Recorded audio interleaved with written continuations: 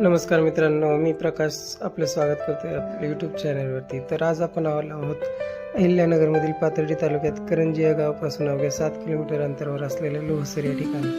तर या मंदिराचे प्रमुख आकर्षण म्हणजे मंदिरासमोर असलेली भव्य दिव्य सुंदर अशी दीपमाळ. पाहू शकता मंदिराची रंगरंगोटी खूप आकर्षक आणि नेत्राचे दीपन करणारी आहे.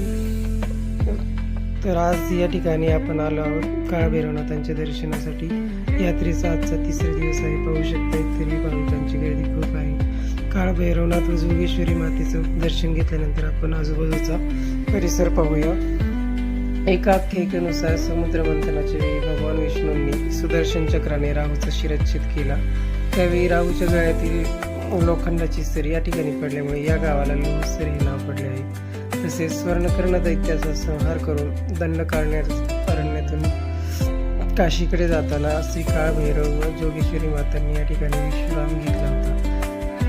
तर खूप प्रसन्न आणि मनमोहक दृश्य आणि वातावरण, भक्तिमय वातावरण या ठिकाणी पाहायला मिळते. आज यात्रेचा तिसरा दिवस आहे आणि खूप जोरदार आणि भव्य असा कुस्तीचा हंगाम या ठिकाणी होणार आहे. खूप दूरदूरून मल्ल या ठिकाणी आपली कला प्रदर्शित करण्यासाठी येतात.